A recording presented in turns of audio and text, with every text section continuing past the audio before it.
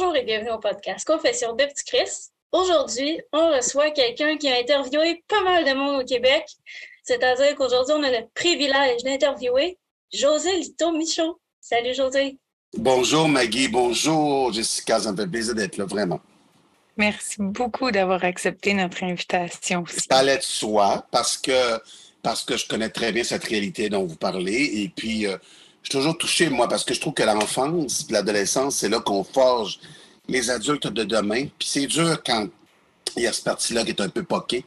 C'est dur après ça, parce que tu traînes ça toute ta vie. Donc, pour moi, ça allait de soi. Puis dans le fond, j'aimerais ça qu'on commence par une petite présentation brève de qui tu es. C'est quoi les projets qui t'ont fait connaître, peut-être à l'œil du grand public, mais c'est quoi aussi tes projets qui s'en viennent? Puis t'as quel âge? Ah, mon Dieu, là, je vais être vieux, tu vas voir. J'ai 58 ans. J'ai comme 3-4 carrières. C'est assez extraordinaire. Mais je pense que ces 3-4 carrières-là, quand je m'arrête un peu, elles sont intimement liées à mon insécurité d'enfant. Donc, moi, j'ai commencé mon premier métier, c'est animateur radio. J'ai fait ça longtemps. Tout d'un coup, je suis devenu manager. J'étais manager et producteur d'Isabelle Boulay, des Grandes Gueules, Michael et d'autres. J'ai fait ça pendant 14-15 ans. Puis après ça, j'ai fait la direction de Star Academy. Puis après ça, j'ai fait plein d'émissions de télévision, dont Le Train, là, que des gens ont beaucoup connu. Puis après ça, il y a une autre carrière d'écriture. Là, je suis là-dedans. Là, j'écris beaucoup. Je suis rendu à mon 5e livre qui va sortir dans quelques mois. J'écris des séries de fiction. Je suis producteur aussi. Mais je pense que tous ces métiers-là, je pensais avant de commencer l'entrevue, puis je pense que c'est intimement lié aux besoins que j'ai que les choses soient en place tout le temps. Qu'est-ce que tu veux dire par le besoin que les choses soient en place? Parce qu'il y a eu de l'instabilité. Moi, j'ai fait 3 maisons d'accueil, 3 familles d'accueil, puis je suis arrivé dans une famille. Dans ma famille adoptive, c'est une famille qui était très violente. Donc, rapidement, j'ai commencé à rêver, moi. Je me suis dit, oh là là, je n'appartiens pas à ces gens-là, je n'appartiens pas à cette réalité-là surtout, même si j'aimais beaucoup les protagonistes qui étaient là. Puis je me suis créé un monde imaginaire très, très fort. Moi, j'ai commencé, la seule façon que j'avais de faire taire la violence, c'était certainement psychologique et physique, là. C'était vraiment de me dire, hey, va-t'en dans ton monde, puis ça presse. Puis c'est ça que j'ai fait toute ma vie.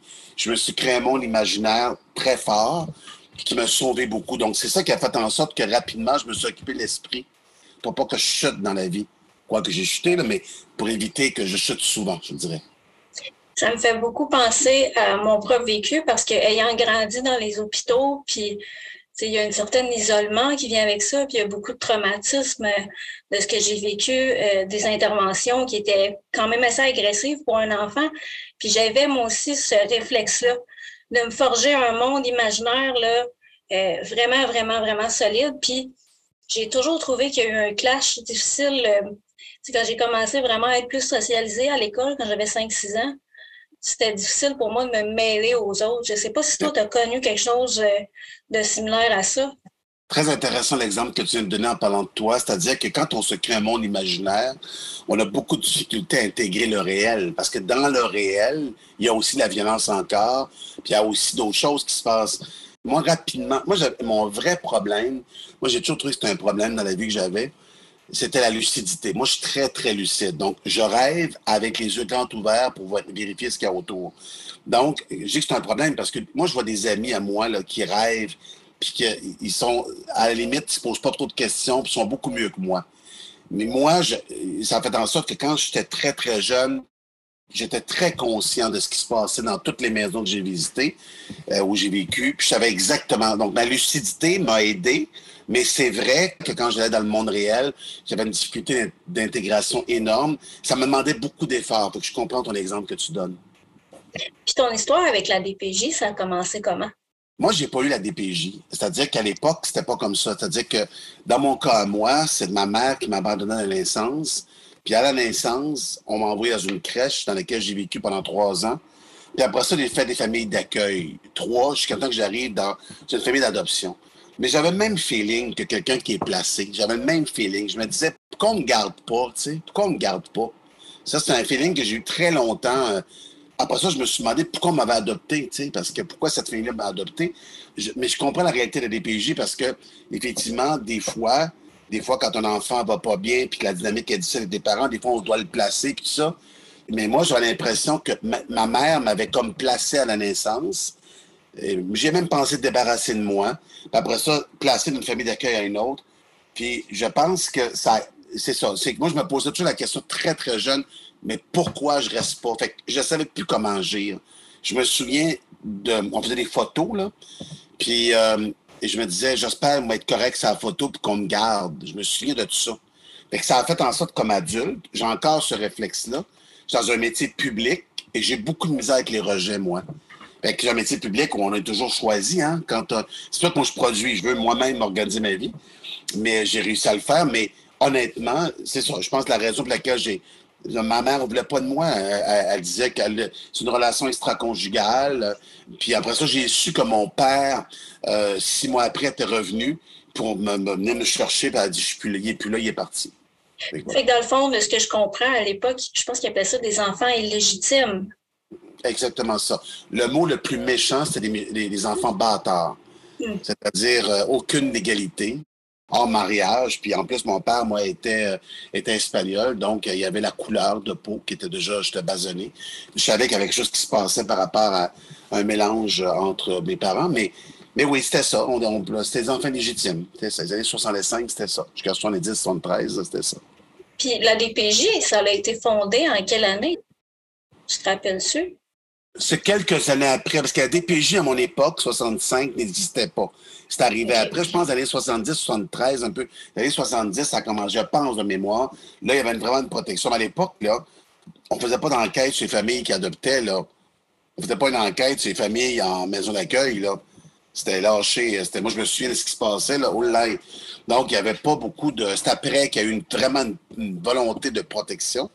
Mais après ça, la DPJ, ce qui s'est passé, là, ça commence à changer, c'est tant mieux. Mais à l'époque, là, je parle des maisons d'accueil. Je vais parler de ce que je connais, les familles d'accueil.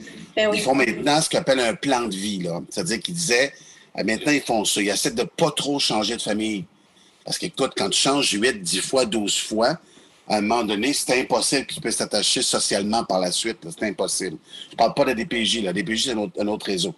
Mais je te parle des maisons, des familles d'accueil. Puisque vous appelez, vous, tantôt, j'ai vu ça, là, famille de groupe en groupe, tout ça. Là. Ça, c'est certain que l'idéal, ça, c'est une bataille de beaucoup de monde pour que les enfants restent le plus longtemps à la même place parce que ça crée trop d'instabilité.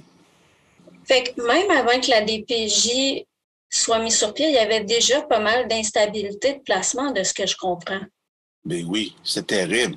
Oui, il y avait beaucoup d'instabilité. Puis moi, je voyais d'autres enfants dans ma famille, là, des familles d'accueil, j'en voyais d'autres enfants. Puis je voyais le destin. J'ai connu le destin de certains d'entre eux après, parce que comme je suis connu, ben, ça a fait en sorte qu'ils m'ont écrit en disant c'est toi le petit Joselito à cause de mon prénom. Puis là, j'ai eu des nouvelles de d'autres personnes. Il y a des enfants qui se sont suicidés, il y a des enfants qui ont vécu l'abus pendant des années après. Il y avait des destins terribles. C'était terrible ce qui se passait en ces années-là. Parce qu'il faut dire que les crèches, c'était là jusqu'à 70 à peu près, c'était une espèce de lieu qui était attaché. Vous êtes trop jeune, mais c'était un lieu qui était attaché à l'hôpital. Fait qu'ils prenaient l'enfant et le mettaient là. Puis c'était par les religieux, mais c'était pas toujours fait avec grâce et élégance. C'est pas toujours bienveillant, disons. Moi, j'étais à Saint-Vincent-de-Paul de 0 à 3 ans, la crèche Saint-Vincent-de-Paul à Québec. Là, moi, je me souviens pas de 0 à 3 ans, mais je me souviens 3 ans à 5 ans. Je me souviens des 3 déplacements, je me souviens exactement des endroits. Et à un moment donné, il y a une famille, une d'entre elles qui me rappelait en me disant c'est impossible, tu te souviens, puis je décrivais les lieux. Donc, ça prouve que, tu sais, quand les théories disent, les grands psychologues disent, on enregistre beaucoup d'informations quand on est en 0 à 5 ans, c'est vrai. Moi, j'ai des mémoires assez phénoménales, des barreaux de l'escalier où je me cachais, puis je regardais pour savoir s'il y avait de la violence en bas, savoir si on m'aimait. Je voyais tout ce qui se passait. Je voyais ce monde-là, je me disais, OK, je m'en vais-tu là, qu'est-ce que je fais? Mais en même temps, je trouve que c'est mieux qu'avant. Je trouve qu'il y a une volonté, en tout cas de la DPJ, de protéger les enfants, mais il manque de monde. Il manque de monde.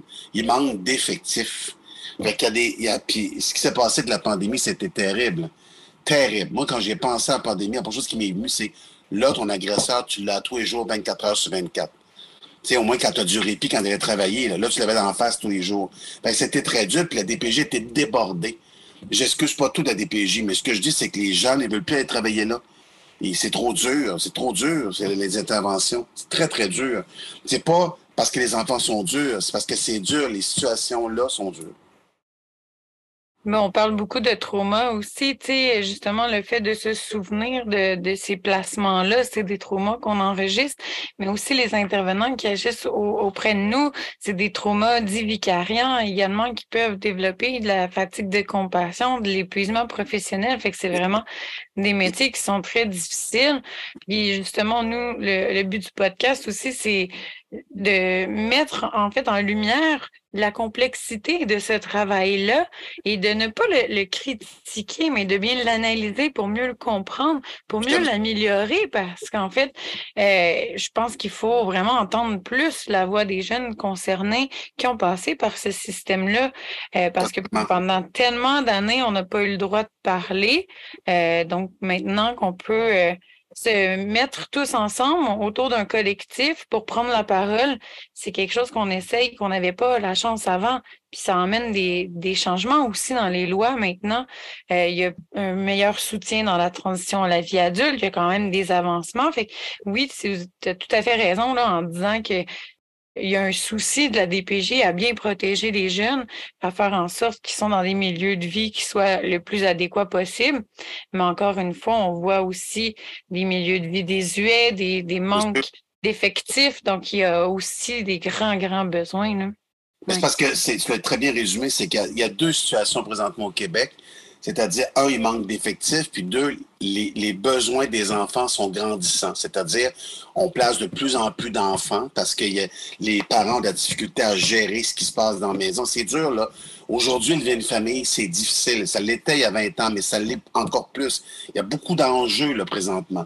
Puis les parents viennent vite déborder. J'ai pas dit qu'ils ont raison. Ils viennent vite déborder en essayer de payer l'épicerie, essayer de tout faire, c'est dur, là, ce qui se passe actuellement. Donc, ça, plus un enfant qui arrive à l'adolescence avec ses problématiques, ses enjeux, ses faiblesses, ses forces aussi, parce qu'il y a des forces, c'est difficile parfois à gérer, là. C'est pas évident à gérer pour tout parent.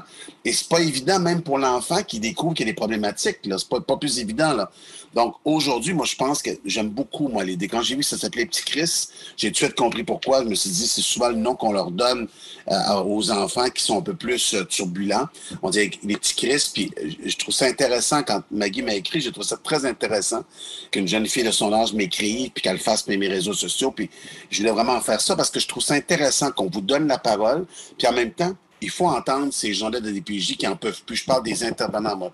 Pas les big boss, les intervenants qui sont sur le terrain, puis qui ont trop d'appels, ils n'y arrivent pas. Donc, ça, c'est clair. Puis il y a aussi le jeune.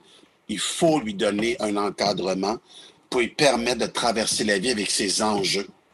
Parce que il n'y a pas un cas qui est pareil. On ne peut pas généraliser. Il n'y a pas un cas qui est pareil. Chaque enfant arrive avec ses problématiques, ses enjeux, ses forces, tout ça.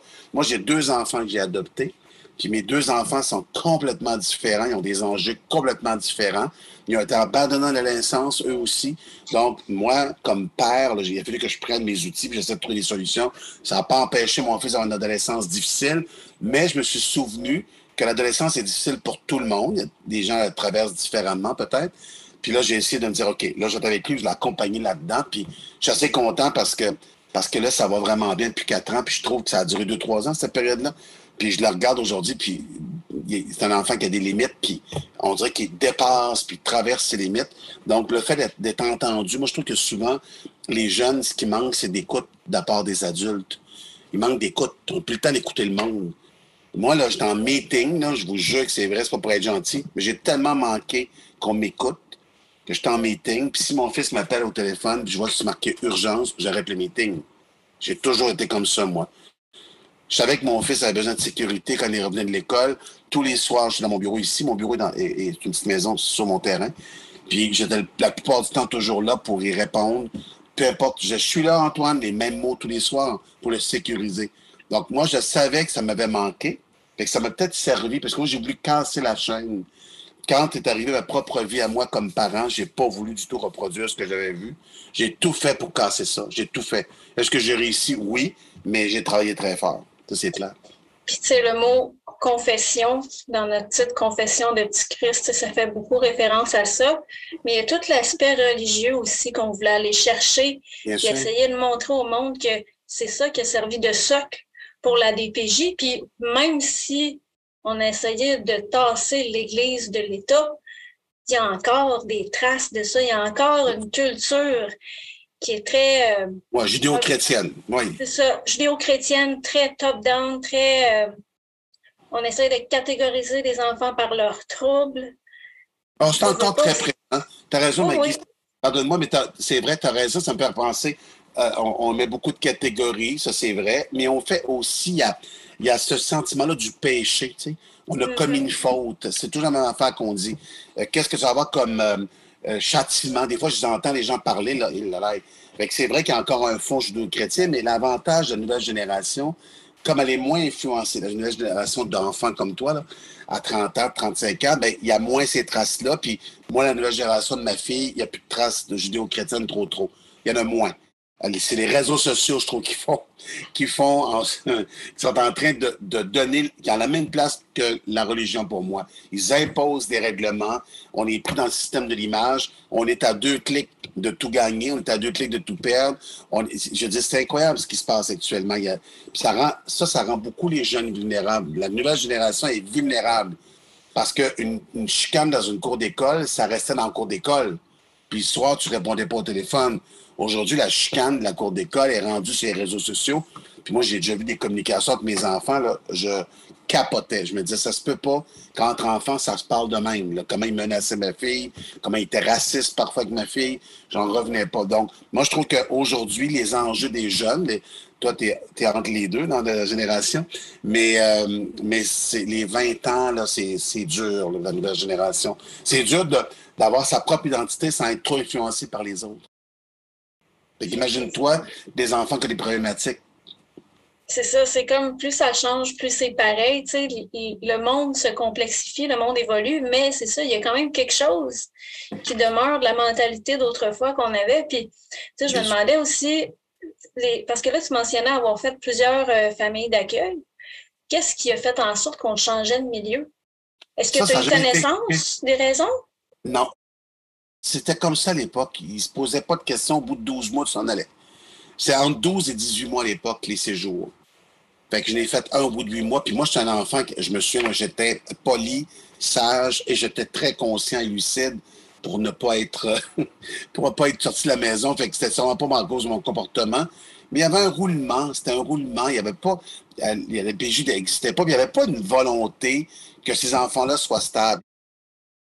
Je me demandais aussi, tu sais, au niveau des familles d'accueil, entre les familles d'accueil, il n'y avait aucune tentative possible de retour à la maison ou dans la famille élargie non plus, dans ton cas. Donc... Non, dans mon cas, moi, non. Moi, je me souviens que j'étais attaché à une famille, là, avant ma famille adoptive, parce que là, j'avais 4 ans et demi, presque 5 ans, puis je me souviens que cette famille-là, là, j'étais tellement dévasté quand je l'ai quittée, là. Et à l'époque, c'était terrible ce qu'ils faisaient. Pour pas qu'on ait des problèmes d'attachement. Donc, ce qu'il faisait, c'est qu'il nous faisait croire, notamment ma famille adoptive me fait longtemps croire, que ce que j'avais vu avant n'avait pas existé. Donc, ça, c'est une technique qui venait... Oui, vraiment. C'est pas mes parents qui faisaient ça, c'est ça qu'on leur avait dit de faire. Fait que moi, je disais, « Hey, où Suzanne? » Il y a une femme qui s'appelait Suzanne. « Il est où Mario? Il est où Harold? » Ah oui, mais ça n'existe plus, ça. Non, c'est pas ça, tu t'es trompé de nom. Fait qu'on m'a fait croire beaucoup ça jusqu'à temps que ces gens-là reviennent dans ma vie parce qu'ils m'ont connu. Ils ont su que c'était juste des taux, puis ils ont fait le lien entre les deux. Là. Mais là, après ça, j'ai fait, mais voyons donc, c'est-à-dire que tous ces gens-là, je les ai vraiment vécus dans ma tête, fait que ça a été des gros deuils à faire. Puis ce qui est très dur pour les jeunes comme vous autres, là, qui ont vécu tous ces déplacements-là, puis ces déracinements-là, il y a beaucoup de deuil à faire. Moi, j'ai fait... Une des séquelles de ma vie, moi, c'était de faire tout sur le deuil. Je parle beaucoup du deuil de ma vie.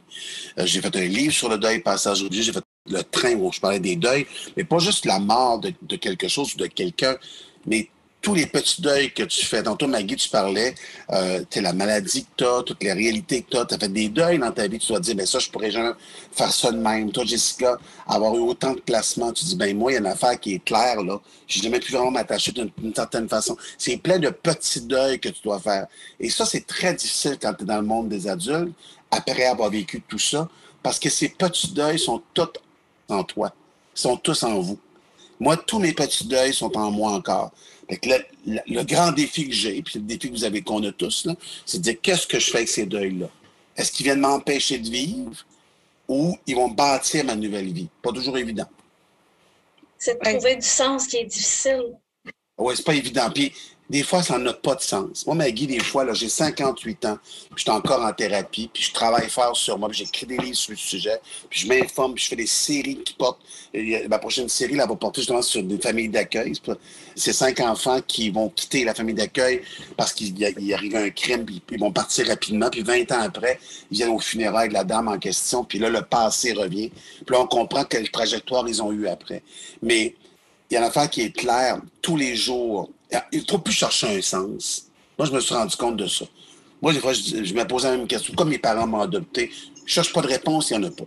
Pourquoi ces parents-là qui étaient violents? Pourquoi? Moi, j'essaie plutôt parce que je n'ai pas aucune emprise sur ce qui s'est passé, mais j'ai l'emprise sur ce qui va se passer.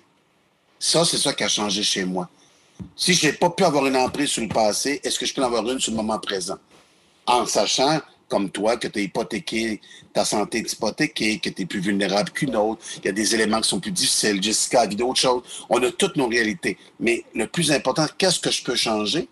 Puis c'est surtout aussi, qu'est-ce que je peux changer une chose à la fois? Des fois, on veut tout changer dans la même journée. Moi, je dis toujours à mes enfants, ce que je vous dis là, je dis ça à mes enfants, Yasmina, ma fille, je dis toujours, Yasmina, un défi à la fois. Pas 12, un à la fois. Puis quand le soir, tu l'évalues avec beaucoup de bienveillance, beaucoup de compassion vers toi, en disant, moi, j'ai pas tout à fait réussi aujourd'hui, demain, on va recommencer. De se donner un break. On a tellement eu des gens violents dans nos vies, des gens qui nous ont rabaissés, des gens, on a eu ça dans nos vies, là, les trois ici. Bien, on peut-tu, nous, envers nous-mêmes, avoir un peu d'égard, un peu de bienveillance, un peu d'amour, de compassion? Ça, c'est parce que ça commence par nous. C'est pas facile de nous aimer, de s'aimer quand on a vécu ça. Mais il faut commencer à s'apprivoiser, il faut commencer à se dire, je vaux quelque chose, qu'est-ce qui me reste? Il ne faut pas se définir. C'est comme toi, Maggie, tu es quelqu'un qui a des problèmes de santé. Ça, c'est une de tes réalités. Mais c'est pas ça qui te définit. Ce qui te définit, c'est une fille courageuse, c'est une fille qui prend sa vie en main, c'est une fille qui a des fois trébuche, mais recommence. Jessica a tous ses défis aussi. Moi, je dis toujours, évaluez-vous selon ce que vous êtes réellement. Oui, puis, tu sais, tantôt, quand je parlais de sens, c'est aussi de le créer, tu sais, créer des projets qui font du sens pour nous puis qui donnent une valeur à la souffrance qu'on a vécue. Tu sais, juste le podcast qu'on fait là en ce moment, tu sais, moi, ça a été une manière d'apprivoiser tout le stress post-traumatique que j'ai vécu parce que pendant longtemps, qu'est-ce qui s'était passé avec ma famille, avec mon père, la violence que j'ai vécue, j'en parlais pas, j'étais juste incapable d'en parler. Puis graduellement, d'épisode en épisode, j'ai été capable d'écouter l'évolution. Parce que je veux pas, c'est moi qui fais le montage après. Oui, mais oui. Exactement. Puis graduellement, j'ai été capable de parler de plus en plus de qu'est-ce que je vivais, puis de trouver aussi des mots neutres. De ne pas être trop dans le dramatique, puis le... Mon Dieu, c'est beau ce que tu viens de dire, des mots neutres. Oh, oui. J'ai appris quelque chose, j'aime ça quand j'apprends. Des mots neutres, tu as raison. Moi, j'appelais ça des mots blancs, c'est-à-dire il n'y a pas de teinte, OK? Mais je trouve ça beau, des mots neutres. C'est-à-dire, c'est ça, moi aussi, je dis à mes enfants. Je dis à mes enfants, attention aux mots que tu choisis, parce que les mots ont un impact dans la vie. Puis c'est ça, il faut changer de vocabulaire, mais là, j'ai l'air intelligent, mais il m'arrive encore de chuter comme quand j'étais enfant, là. Il y a 2-3 jours, et des fois, je ne vais pas bien, comme tout le monde, là. Mais j'essaie de me le rappeler, parce que je l'écris en livre, il faut que je me le rappelle. Mais c'est beau ce que tu dis, je t'entends t'exprimer, Maggie, puis je trouve ça beau quand je t'entends t'exprimer, quand j'entends Jessica tantôt, je trouve ça beau, parce que vous mettez des mots sur des choses, vous nuancez les propos. C'est déjà extraordinaire, ça, c'est une grande victoire. Puis, est-ce que toi, tu as vécu un peu ça? Parce que tu as beaucoup interviewé des gens, fait que j'imagine que toi aussi, tu as peaufiné ton vocabulaire puis ta manière d'aborder les choses au travers tout le cheminement médiatique de production que tu as fait. Oui, moi, ce qui s'est passé, c'est que je pense que quand j'étais, pas quand je pense, mais c'est après que j'ai compris ça. Moi, quand j'étais tout petit, je regardais beaucoup Jeannette Bertrand, là, qui faisait des entrevues à la télévision, puis je rêvais d'être elle. Puis ça me permettait de me sortir de ma propre douleur à moi, parce que quand on vit un drame, on a l'impression qu'on est les seuls sur la planète à le vivre. C'est comme quand on vit un deuil, puis quand on vit ton état de santé, ou ce que Jessica me disait tantôt, c'est réalité à elle. Mais moi, ça me faisait du bien d'entendre d'autres histoires, heureuses, moins heureuses, bon, tout ça. Et ça me permettait de me projeter là-dedans. Je me projetais beaucoup. Puis, à un moment donné, quand je commençais à faire des entrevues, je l'ai fait presque 6 000, là. À un moment donné, ce que j'ai surtout compris, que j'aimais ça écouter l'autre, beaucoup, beaucoup. Moi, j'aime pas ça parler de moi. J'aime beaucoup plus entendre l'autre, d'habituellement. C'est ça que j'ai toujours une hésitation quand je dis oui, mais ça fait partie de mon métier d'en faire des entrevues comme interviewé, mais puis j'écoutais l'autre, puis je me disais, ah, c'est intéressant ce qu'elle me raconte. Ah, c'est intéressant comment qu'elle dit. Des fois, c'était pas le mot ou les mots, c'était juste comment qu'elle le vivait, comment qu'elle prenait la vie. Ça me touchait à chaque fois. Puis c'était un privilège de faire ce métier d'intervieweur. Là, j'ai comme des 2 ans sans faire parce que j'écris plus des séries, là. Mais là, je reviens à l'animation parce que ça me manque profondément. Ça me manque d'entendre des histoires. Puis moi, j'aime beaucoup entendre aussi le vrai monde. Je pense avec Claire Lamarche, on est comme 3-4 au Québec, à avoir mis beaucoup de gens inconnus à la télévision. Moi, j'aimais beaucoup ça dans le train. Les 2 dernières saisons, j'avais 200 inconnus. Aucune vedette. Fait que moi, sur mes presque 6 000, j'ai dû faire au moins 2 000 inconnus, là. Je l'ai fait beaucoup et j'adore. C'est toujours l'histoire qui m'intéresse, peu importe d'où elle vient. Fait que oui, j'ai appris beaucoup à travers les témoignages que j'ai reçus. J'apprends tous les jours. J'apprends en faisant cette entrevue-là avec toi comme invité. J'apprends. J'ai des choses qui me viennent en tête. Je suis OK, oui, je comprends. Puis ça a commencé comment, justement, toute cette... parce que j'imagine que peut-être ça a ses racines dans l'adolescence, ou je ne sais pas si tu as fait le cégep, mais qu'est-ce qui t'a dirigé vers ça? Qu'est-ce qui t'a permis, comme enfant placé qui se fait barouetter d'un bord puis de l'autre, à t'accrocher à une passion? Qu'est-ce qui t'a mené au monde des médias? Parce que c'était ma survie. Moi, je savais que si je ne m'accrochais pas à quelque chose, je ne passais pas. J'avais des idées quand j'étais jeune suicidaire. Très, très jeune, j'avais le goût de mourir tout le temps.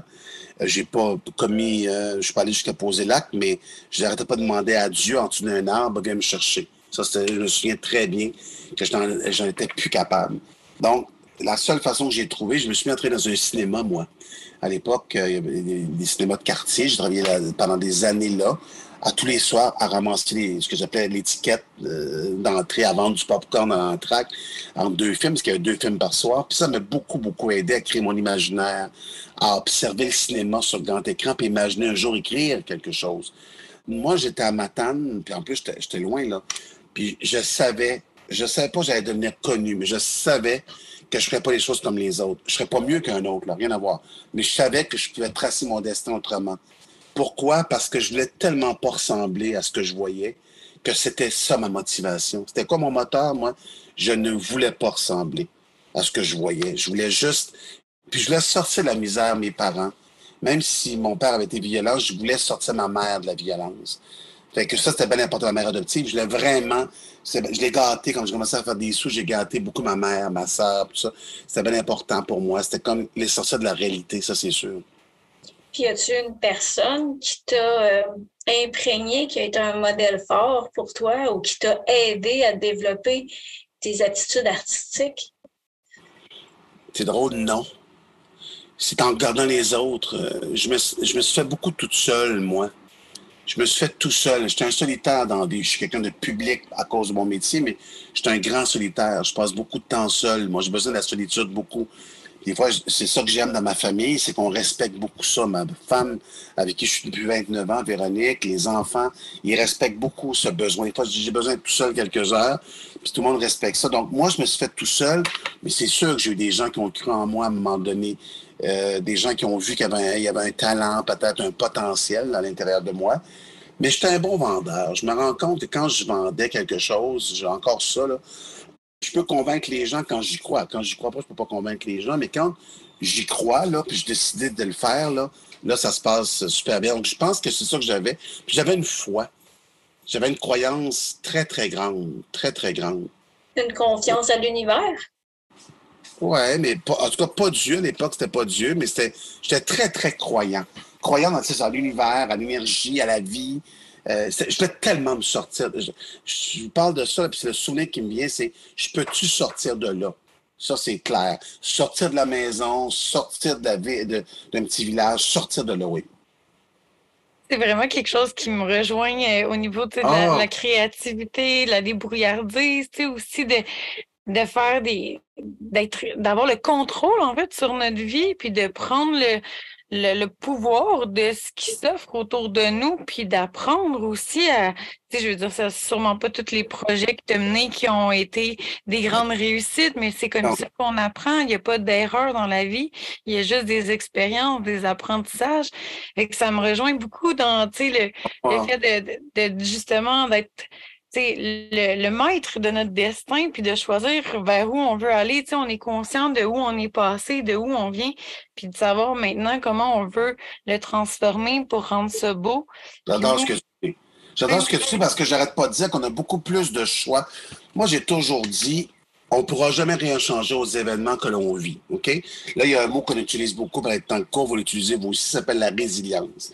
Mais moi, la résilience, moi, j'aime mieux le mot résistant des fois. Parce que la résilience, c'est la capacité de faire face à l'adversité. Ça, c'est vrai. Mais la résistance, c'est être capable de résister tout ce temps-là. C'est-à-dire de rester en place et en lieu et place. Ça, c'est très difficile. Moi, je trouve que la responsabilité d'un adulte, c'est tu peux pas pleurer toute ta vie sur ton sort d'enfance. C'est vrai que des fois, on est porté à le faire. Je suis porté à le faire. On est tous portés à le faire parce que c'est un lieu qu'on connaît qui est réconfortant. Tu sais, la détresse, la souffrance, c'est réconfortant. C'est ça qu'on connaît. Mais quand tu t'en sors, quand tu essaies de t'extirper de ce monde-là, là, ta vie change. Ta vie change. Puis moi, tu sais, moi, je suis vieux, là, dans le sens par rapport à vous autres, là. Puis moi, j'ai perdu beaucoup de monde de ma vie. Je dois avoir au moins 10 amis de mon entourage qui sont décédés. Puis j'ai encore un ami, là, qui a atteint un cancer, qui sa vie, il reste un an à vivre. Puis je leur parle beaucoup. Qu'est-ce que tu as appris? Qu'est-ce que tu comprends de la vie? On a beaucoup des beaux échanges. Puis ça me permet de dire, OK, là, il faut t'arrêter de perdre du temps. Faut t'arrêter de... Pas que je perds du temps, mais arrête de penser que cet événement-là, tu vas le régler. Donne ça à quelqu'un d'autre, passe à autre chose. Puis moi, je pense c'est exactement ce que tu viens de dire. On a une responsabilité, on a un pouvoir. On ne peut pas changer les événements qui vont arriver. Le pouvoir qu'on a, c'est comment on va se dresser devant les événements. Comment on va y faire face. Ça, on a plus de pouvoir qu'on pense. Puis prendre le bon chemin. Puis se pardonner. C'est beau ce que tu disais tantôt, Maggie. Puis tu disais aussi, Jessica, moi, j'ai pas fait que du succès, mais c'est parce que nous, on voit ça publiquement, on pense qu'on est que du succès. J'ai fait beaucoup de choses, j'ai échoué beaucoup de choses. Peut-être pas autant que les gens pensent, mais moi, je l'ai vu que des places où j'ai échoué. Mais j'ai appris comme jamais on peut apprendre. Puis comme je suis un peu orgueilleux, je ne reproduirai plus jamais ça. Fait que j'apprends vite, à la vitesse grand V. Puis ça, je pense que des fois, une autre affaire que je fais souvent, moi, des fois, je remercie mon enfance difficile. Ça, c'est les bouddhistes qui disaient ça. Embrasse ta vie, peu importe sa douleur. Et ça m'est resté longtemps en tête. C'est une grande conférence d'Aïe Lama qui disait ça avec Martin Ricard qui traduisait. Puis c'était tellement beau ce qu'il disait. C'était ça qu'il disait. Rembrassez-la, parce que moi, je ne sais pas quel genre d'individu j'aurais été si j'avais été louangé par mes parents. Je ne sais pas. Je pense que je remercie. C'est vrai, je remercie en disant, hey, il y a une chance qu'ils ne m'ont pas dit tout le temps que j'étais formidable. Non, ils ne m'ont jamais dit, mais ça m'a permis de rester toujours humble face aux récompenses, face aux compliments. Je suis très humble dans la vie, de ne pas penser que parce que tu es connu, que tu as tous les pouvoirs. Moi, je suis très, très... Puis ça, c'est beaucoup grâce à cette éducation-là très dure, mais il y a du bon aussi. Il faut t'extirper du bon. Toi, chaque place que tu as passé, le 10, 12, 13 places, là, va voir s'il n'y a pas un enseignement quelque part par une personne qui dit une phrase, par un petit garçon que tu rencontres, par quelqu'un d'autre qui te dit l'autre mot. On apprend de tout ça. C'est ça qui est formidable, la vie. Puis, tu sais, j'ai l'impression aussi que à ton époque, parce que j'en ai des vapes de ça à cause des discussions avec mes parents, mais il y avait beaucoup d'impuissance acquise. Je ne sais pas si tu connais ce concept-là. Oui, mais explique-moi là, voir si j'ai bien compris ce que tu es en train de me dire, mais ouais, impuissance acquise, c'est un beau thème, ça, oui. L'impuissance acquise, c'est, mettons, il y a quelque chose qui t'arrive, là, un événement tragique ou peu importe, puis c'est quelqu'un qui se donne même pas la peine de se faire un plan d'action, puis de regarder comment est-ce qu'il pourrait s'en sortir. C'est juste de l'abattement, puis les choses sont comme ça, puis je peux rien y changer. Tu sais, il y a beaucoup de ça qui reviennent dans les discussions avec mes parents, puis j'imagine que justement, dans le temps des années 60, c'était peut-être plus présent que ce que nous, on connaît aujourd'hui. Oui, c'est vrai que c'est beau ce que tu dis. C'est vrai il faut dire qu'il n'y avait pas toutes les connaissances que nous avons aujourd'hui. Mais moi, l'avantage que j'ai eu, c'est un avantage énorme. Comme je ne l'ai pas du tout ressemblé à l'apitoiement que je voyais régulièrement dans la maison chez nous, rapidement, je me suis mis à lire, à m'intéresser à la psychologie humaine. J'ai même longtemps pensé devenir psychologue. parce que ça m'intéressait beaucoup de comprendre l'être humain. Donc, moi, j'ai tout de suite sorti de l'apitoiement parce que je déteste les gens qui s'apitoient. Ce que j'aime pas, c'est quand on reste trop longtemps dans l'apitoiement. C'est-à-dire, tu peux me dire que ça va pas bien. Ça, je veux tout entendre ça. Quand c'est dit, c'est nommé, c'est quoi le plan d'action? Qu'est-ce qu'on fait avec ça? Concrètement, qu'est-ce qu'on fait avec ça? Mais c'est vrai qu'à une certaine époque, c'est vrai que ma génération, il était comme démunie. Est-ce que ça a été une honte pour toi dans ton parcours de vie d'avoir été justement un enfant qui a été adopté et placé? Très bonne question. J'avais pas peur de la honte des autres. Moi, j'avais honte, moi. Je me foutais pas mal si les gens allaient me dire un commentaire parce que mais je me disais, j'ai dû faire quelque chose de pas correct pour pas être choisi. Ça, c'est quelque chose qui me revenait tout le temps. J'ai dû faire quelque chose de pas correct pour pas être choisi. Ça, c'est clair. Mais pas une honte que les autres m'envoyaient, là. Mais moi, j'avais honte, c'est vrai. Oui, oui, ça, c'est sûr. Mais au début, j'imagine que c'était pas naturel d'en parler ouvertement à tout le monde. Ça a pris un certain temps, un processus, avant de pouvoir t'affirmer, puis publiquement aussi de le dire, que tu avais passé par là ou J'ai comment écrit un c'est venu? livre qui s'appelle Dans mes yeux à moi. Ça le dit dans le titre, c'était mon regard que moi je portais sur ma vie. Naturellement, j'ai nuancé des propos, puis j'ai changé de famille pour pas accuser personne. Puis j'ai fait une série à la télévision qui s'appelle Olivier. Donc, c'est exactement ça le destin. C'est exactement ce qu'on raconte là. D'ailleurs, les gens devraient regarder cette série-là qui est disponible sur tout.tv. C'est incroyable parce que c'est exactement ça, d'un enfant qui se promène d'une famille à une autre. Et ça, pour moi, quand je l'ai verbalisé, quand je l'ai dit, ça m'a fait le plus grand bien. Mais ça a pris du temps avant que j'avoue que le père qui avait été violent dans notre famille, c'était pas un père d'une famille d'accueil, c'était mon père, Michaud. Ça a mis jusqu'à sa mort. Il est décédé en octobre ou novembre dernier. Puis là, j'ai dit, l'homme violent, c'était lui. Parce que là, je n'étais plus capable de mentir. Parce que, tu sais, à un moment donné, tu ne peux plus protéger non plus. Tu sais, il y a un mot que vous allez apprendre, les filles, qui est très intéressant en psychologie. Peut-être que vous le savez, mais c'est un mot que j'aime beaucoup. Quand on est des enfants comme nous, là, on a un problème qu'on appelle un conflit de loyauté. On a des difficultés, des fois, même envers ceux qui n'ont pas été fins. On a tendance à les protéger parfois. On a un conflit de loyauté. Ça, c'est l'affaire la plus difficile pour les enfants qui ont été placés. Là. Ça, c'est le conflit de loyauté. À qui j'en veux, à qui je suis reconnaissant, à qui je suis loyal, envers qui. Ça, là, c'est l'affaire la plus difficile qui traîne toute sa vie. Moi, j'ai traîné ça encore toute ma vie. Moi, personnellement, là, pour être capable de parler au podcast, puis pour être capable de me lancer dans les implications où je parlais de ma famille et des traumatismes que j'avais vécus, il a fallu que je coupe les liens avec mon père pour être capable de le faire parce que c'était trop envahissant. J'avais trop l'impression de le trahir quand je parlais de ce qu'on vivait à la maison. C'est exactement un conflit de loyauté. C'est exactement ça. Moi, j'ai entendu qu'il meurt pour dire c'est lui. Mais moi, je voulais pas recevoir, par exemple, mes sympathies de votre père qui étaient si formidables. Là, j'avais pas le goût de vivre ça. Moi, j'ai dit là, c'est assez. Il meurt, ben là, il va apporter ses secrets avec lui, mais moi, je peux plus vivre ça. Ça m'a libéré beaucoup. Ça m'a beaucoup aidé. J'ai juste dit c'est lui, puis j'ai arrêté d'en parler. J'en parlerai plus jamais de ma vie, mais ça m'a libéré. Mais un conflit de loyauté, il faut que tu fasses une coupure parce que sinon, tu veux protéger tout le monde. Puis quand tu veux protéger tout le monde, tu ne te protèges pas toi. Puis tu traînes ça toute ta vie. C'est ça un conflit de loyauté. Il y a un bel exemple, Maggie. Puis, tu sais, ça a été difficile aussi parce qu'il y a eu une période de ma début vingtaine où est-ce que je maintenais les contacts avec lui, mais j'étais comme semi-obligée de faire semblant qu'il ne s'était jamais rien passé. Puis je crois que c'est ça qui a vraiment déclenché mon stress post-traumatique, où c'est là où que vraiment les symptômes ont le plus ressorti à leur plus fort. Puis que c'est quoi les symptômes, Maggie? Les symptômes, c'est que j'avais l'impression qu'il y avait des situations que j'avais vécues dans l'adolescence, que j'étais en train de revivre. Fait que, mettons, quand je retournais à la maison familiale où j'ai vécu tout ça avec mon père qui commençait à lever le ton, mettons, dans une discussion, mais là, la réaction de stress redevient ce qu'elle a été envahissante. Puis quand je retournais chez moi, ben, je n'avais pour à peu près 2 semaines à m'en remettre, où est-ce que ma santé mentale était complètement déglinguée. Puis j'avais déjà des problèmes de consommation étant adolescente. Fait que, tu sais, quand ça a commencé à revenir, ben, j'ai replongé dans la toxicomanie. C'est pourquoi? Parce que la toxicomanie, c'est un médicament. Ça s'appelle automédicamenté. Fait que tu allais adoucir ça. Mais regarde, tu me parles de ce sujet-là qui est très intéressant. Je me suis pris une note. il y a une affaire qui est très importante. Jessica, tu vas m'entendre, je suis sûr que tu vas comprendre ce que je veux dire. La fameuse banque mixte, là, les banques mixtes. Ça, c'est une réalité qui existe présentement qui est terrible pour moi. Pourquoi? Pour qu'on explique bien aux gens. On prend un enfant, on l'enlève de ses parents parce que là, c'est ses parents qui sont problématiques. On l'enlève pour le mettre dans une famille. Là, il va rester l'enfant en banque mixte. Il ne va pas être adopté pendant des années parce qu'il doit maintenir un contact avec le parent adulte. Donc, imagine-toi, moi, j'ai vu une situation d'une petite fille qui m'a appelé un jour, qui avait 16 ans, qui devait rencontrer son père, l'agresseur, parce qu'il y avait un rapport incestueux avec elle, parce que la DPJ disait qu'il faut maintenir le rapport entre l'enfant et le père.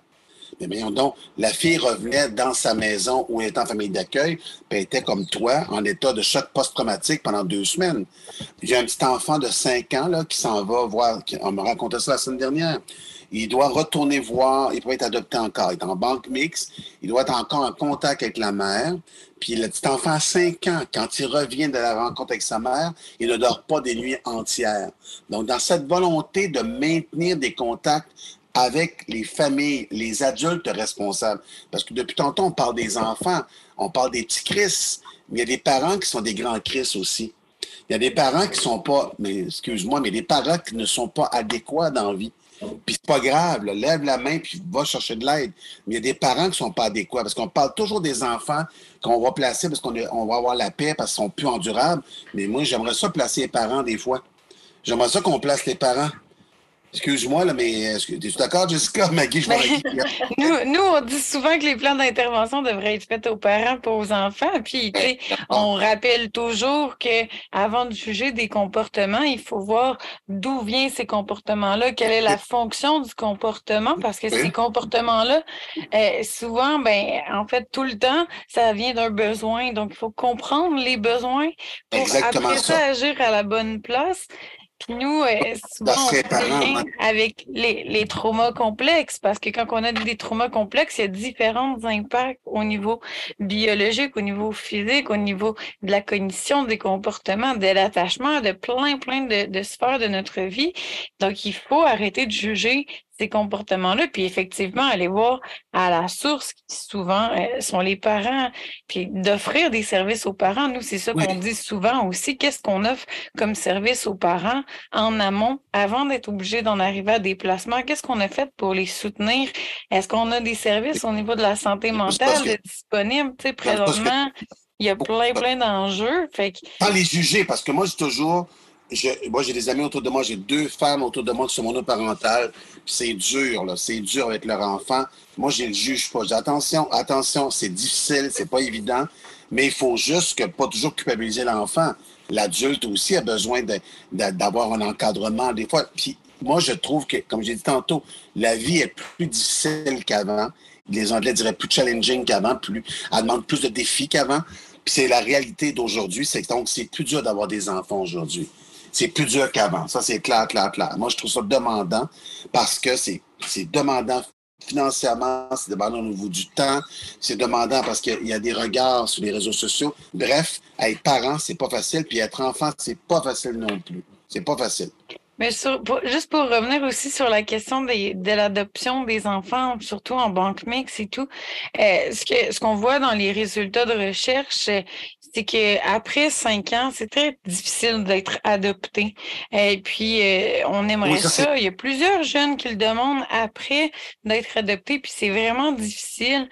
Nous autres, on disait à l'époque, quand on était tout petit, là, on disait on n'est pas adoptable. Donc, à partir d'un certain âge, on n'était pas adoptable.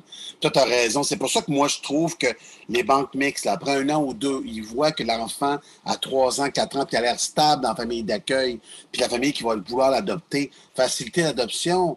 Mais de plus en plus maintenant, avec la réforme, maintenant, il y a eu la commission Laurent. Donc, l'année dernière, il y a eu une réforme de la loi. Donc maintenant, on est supposé là, d'assouplir un peu plus. On est encore en train d'évaluer. Ben, c'est ça. Le DPJ a tendance à vraiment maintenir les liens, mais les modifications de la loi disent maintenant que toute décision doit être prise dans l'intérêt de l'enfant. Après, c'est que l'intérêt de l'enfant, c'est très subjectif. Puis on est encore dans des conflits de loyauté, voire, tu sais, on parlait de conflits de loyauté, mais des fois, ça approche du syndrome de Stockholm aussi, là, quand tu es rendu. Totalement. Pour que les gens comprennent qui nous écoutent, c'est-à-dire que l'abusé devient un rapport presque amoureux, entre guillemets, d'adoration envers son abuseur. C'est clair, clair, clair. Mais moi, j'aime beaucoup, mais tu l'expliques très bien, Jessica, d'ailleurs, le rapport qu'elle a déposé là, moi, je veux qu'il soit actif parce qu'on ne peut plus être en contact, demander à un enfant un conflit, qui soit en conflit de loyauté envers son abuseur, qui est quand même son père ou sa mère, ou tout ça, et l'autre côté, ça n'a aucun sens. Ça fuck la tête des enfants dès leur jeune âge. Puis, tu sais, c'est tout ça qui reste comme séquelle après. Mais moi, je trouve que ce rapport-là auquel tu fais allusion, c'est grâce grâce, j'aime pas beaucoup dire ça, la petite fille de Granby, c'est épouvantable ce qui est arrivé, qui a été laissée, ça n'avait aucun sens, ça. OK? Donc, c'est à suite de ça que le gouvernement Legault a dit, là, il faut qu'il se passe de quoi, là? Ça n'a aucun sens. Comment se fait-il qu'on n'a pas visité les maisons et tout ça? Donc, aujourd'hui, il y a une volonté qui est très grande, mais il manque d'effectifs. Il manque de monde. Et tu sais, ce rapport-là aussi mettait beaucoup l'emphase sur la transition à la vie adulte. Je me demandais, toi, arrivé à ta majorité, est-ce que tu as été mis dehors de ta famille adoptive? Comment ça s'est passé, ta transition? Moi, c'est moi qui me suis mis dehors. J'en pouvais plus. Non, mais je sais ce qui se passe à DPJ, par exemple, et la famille d'accueil. Je peux dire qu'à 18 ans, moi, j'ai vu des enfants au Mont-Saint-Joseph. Là, j'étais allé là, moi, faire des entrevues. Puis le petit gars, il avait son sac à poubelle, parce que souvent, il n'y a pas de valise, il n'y a rien, là. Hein? Il y a un sac à poubelle à 18 ans dehors, imagine-toi. Puis qu'est-ce qui traîne autour? Ben, du monde, pas toujours des bon environnements autour. Donc, ça, je sais qu'il y a une volonté que la transition se fasse vers l'âge de 16 ans, qu'on commence à planifier, qu'à 18 ans, ils peuvent aller dans un appartement de transition. Je sais qu'il y a plein d'intentions qui sont bonnes. Il faut que ça arrive. Moi, j'ai attendu 18 ans, là, comme j'ai attendu un gâteau au chocolat, triple chocolat. Moi, je voulais tellement prendre mon auto, parce que pour nous, ça avait une importance beaucoup plus que pour vous. 18 ans, là, pour nous, à mon époque, c'était comme la fin du monde. Je devenais un adulte. Donc, moi, j'ai prié, j'ai tout fait pour qu'à 18 ans, je sorte de là indemne, puis que je me dise, wow, je vais pouvoir être indépendant enfin. Puis je suis allé étudier à Jonquière en communication à ce moment-là. Alors, j'ai 23-24 ans, il y a eu un moment difficile de ma vie. Puis je suis revenu 2 ans dans ma famille, puis là, c'était calmé la violence, là. Mais sincèrement, moi, c'était un objectif, il fallait que je sorte il fallait que mon 18 ans signifie ma liberté. J'ai pas eu de liberté, mais au moins, j'avais l'impression d'une liberté. Puis est-ce que à ton époque, on te permettait de faire une émancipation? Est-ce que tu étais informé de cette possibilité-là? Parce que moi, c'est ce que j'ai vécu. Moi, à 17 ans et 3/4, j'ai passé devant les tribunaux. J'ai demandé l'autorisation de partir en appartement. Donc, j'ai pu quitter plus tôt parce que j'étais prête, puis c'était ce que je voulais aussi.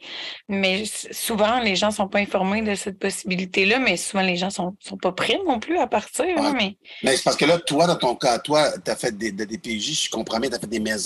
Tu as fait des centres jeunesse aussi? Oui. Dans les centres jeunesse, notre réalité, c'est-à-dire, c'est sûr qu'à 18 ans, te mettre dehors, mais si on veut en toi de maturité, à 17 ans et 3/4, je pense pas que ça arrive souvent qu'une jeune fille décide par son propre chef, de dire, moi, je suis prête à partir. Habituellement, ils veulent coller, là, parce que c'est trop difficile à 18 ans de partir. On n'est pas fait à 18 ans pour partir. Mais ça, c'est une belle preuve de maturité, là, que tu avais là, là.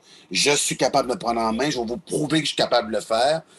Bravo, wow. Pour une fille qui a été quand même à 10-12 places, là, c'est quand même assez formidable. Oui, une vingtaine de déplacements, c'est ça. Hey, une vingtaine. Écoute, je n'ai fait 3, puis j'étais encore marqué par ça. Imagine-toi une vingtaine, c'est incroyable. C'est incroyable. Comme tu disais, le 0-5 ans, c'est quelque chose aussi, tu sais, d'important au niveau de l'attachement. Versus moi, tu sais, j'ai quand même eu la chance d'avoir une famille élargie, puis j'ai encore mes 2 parents aussi aujourd'hui dans le décor avec qui j'ai encore des relations. Donc, tu sais, OK, tes parents, tu les as avec toi, là. Tu leur parles quand tu veux, là. Oui, oui, absolument. Même si tu as fait une vingtaine d'endroits. Oui. Est-ce que vous revenez sur le sujet? Est-ce qu'il y a une culpabilité qu'ils ont? Est-ce qu'il y a quelque chose qui se nomme ou c'est un sujet tabou? Ben, c'est intéressant. Je dirais que ça n'a jamais été possible d'en parler à trois, hein, parce que mes deux parents ne pourront jamais être dans la même salle. OK? Après ça, il y a des situations qui sont arrivées dans la famille de mon père. Une fois qu'il s'est remis en couple avec une autre femme, lui a été victime de violences conjugales à la suite aussi d'une tumeur au cerveau. Donc moi, j'ai comme eu un double traumatisme de perdre mon père d'une raison de santé et aussi de la violence conjugale qui était victime de sa conjointe. Puis du côté de ma mère, ben, c'était de l'épuisement, beaucoup une famille monoparentale à faible revenu qui essaie de joindre les deux bouts, qui est stressé.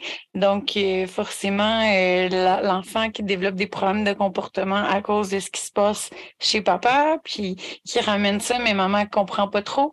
Mais t'as Ma l'air mère pas qui trop se pire, je déplace trouve, pas longtemps. Jessica. Je trouve que t'as l'air pas trop pire. Moi, pour une fille, j'en regarde la même chose avec Maggie, avec toute sa réalité, là, santé, plus les placements, puis sa toxicomanie pendant un certain temps. Je vous entends parler, les filles. Vous êtes bien inspirantes. Mais tu sais, on est Tabarnouche, tellement nombreux à bien s'en sortir, si on peut dire ça comme ça, j'en parce que reviens qu'est-ce pas. que c'est de s'en sortir, tu sais? Je veux Ouais, dire, sans sortir, ça veut dire, ben c'est ça. Jessica, tu poses une d'être bonne en question. vie, c'est déjà super Ben, important. moi, tous les matins, je dis merci à la vie d'être vivant. Tous les matins, je fais ça encore. De ne pas avoir eu une agression durant la nuit, de ne pas avoir entendu quelqu'un crier. Ça ne crie pas chez nous. Je veux dire, je dis toujours merci à la vie, moi. Mais en tout cas, juste je vous dis que ça me touche de voir votre. C'est moi qui aurais dû poser des questions. Pour vous autres, pas moi me poser des questions à moi. Vous Pour des autres, prochains projets, qui sait, on pourra. ben, avec plaisir, avec plaisir. Ben, si tu aurais eu un message à transmettre aux enfants qui sont actuellement placés ou qui sortent du système, tu leur dirais quoi? À tous les enfants qui sont placés et à tous les enfants qui quittent le système, je vous dirais ceci, vous avez beaucoup plus de valeur qu'on vous a mis dans votre tête quand vous êtes passé par tout ce chemin-là. C'est-à-dire, essayez de trouver dans quoi vous êtes bon, essayez de vous définir dans votre singularité, c'est-à-dire d'avoir quelque chose qui appartient qu'à vous, puis c'est là-dessus que vous devez miser. Oubliez toutes les voix. Moi, souvent, je fais taire les voix que j'ai entendues très jeune. Je les fais taire.